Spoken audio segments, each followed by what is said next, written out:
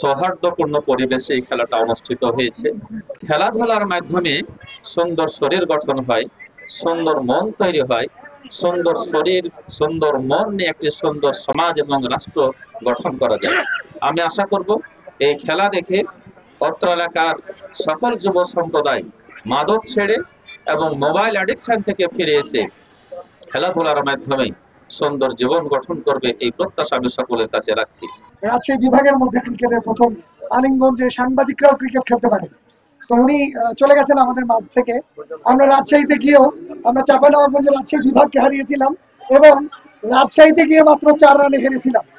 তো এই কথাগুলো স্মরণ করিয়ে দেওয়ার একটা কারণ হলো আমরা সাংবাদিকরাও খেলতে পারি, আমরা শুধু দেশের জন্য না, সব ক্ষেত্রেই আমরা অবদান রাখতে পারি। তো যারা আয়োজন করেছেন তাদেরকে অসংখ্য ধন্যবাদ। এই ধরনের আয়োজনে মুখরিত থাকুক আমাদের নাচল গমস্তাপুর ভোলাহাট সহ চাঁপাইনবাবগঞ্জ জেলা। সবাইকে অসংখ্য ধন্যবাদ। বিভিন্ন বয়সের সাংবাদিকেরা খেলার প্রতি এত অ্যাট্রাকটিভ হয়ে এত আকর্ষণ সৃষ্টি করে খেলাকে নিজের জীবনে অনুষঙ্গ বানানোর চেষ্টা করছে, এই জন্য ধন্যবাদ, আন্তরিক মোবারকবাদ। আমাদের দেশে এই যে মোবাইল কালচার, এটার থেকে যুব সমাজকে দূরে রাখতে হলে খেলাটা খুবই দরকার।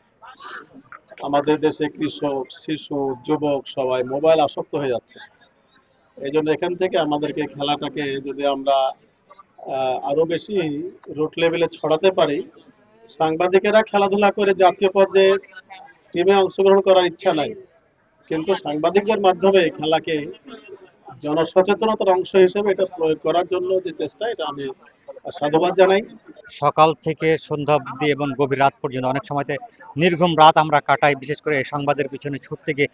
আজকেও আমি কিন্তু সকাল থেকে বিকেল পর্যন্ত কিন্তু বেশ কয়েকটি নিউজ কাভার করার পরে কিন্তু আজকে এই যে আমাদের যে খেলাটি ছিল খেলার জন্য আমি এসেছি।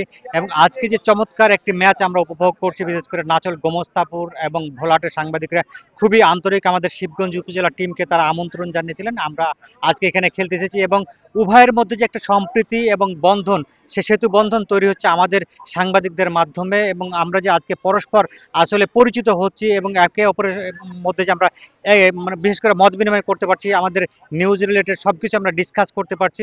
আমরা শুধু নিউজের পিছনে ছুটছি, এক্ষেত্রে কিন্তু আমরা কিন্তু বোর হয়ে যাই।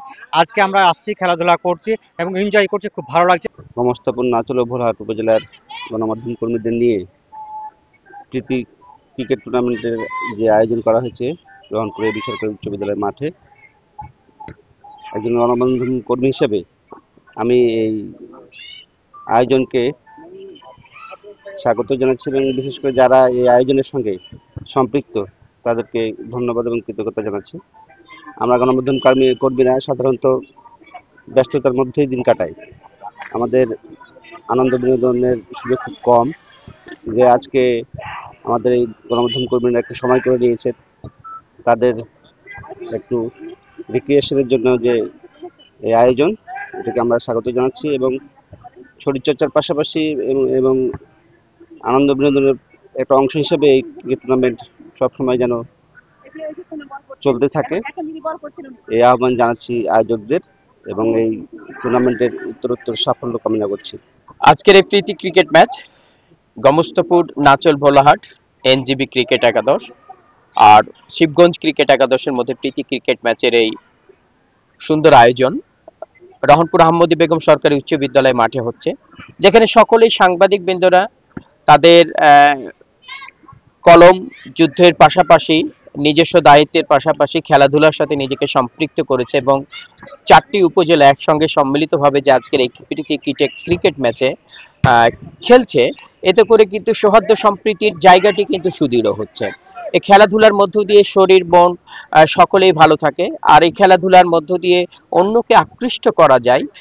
যেমনটি আমাদের বর্তমান সমাজে মাদকের নামে একটা ভয়াল একটা বিষয় রয়েছে, সেই জায়গাগুলো থেকে যদি আমরা বেরিয়ে আসতে পারি, লেখাপড়ার পাশাপাশি খেলাধুলা এবং এই ধরনের সাহিত্য চর্চা, এই ধরনের জায়গা থেকে যদি আমরা বেরিয়ে আসতে পারি ওই ভালো চর্চার মধ্য দিয়ে, তাহলে কিন্তু সমাজটা সত্যি সুন্দর হয়। বল কুড়িয়ে আবার বোলারের উদ্দেশ্যে ছুড়ে দিয়েছেন একটি রান, দলীয় রানকে দাঁড়িয়েছে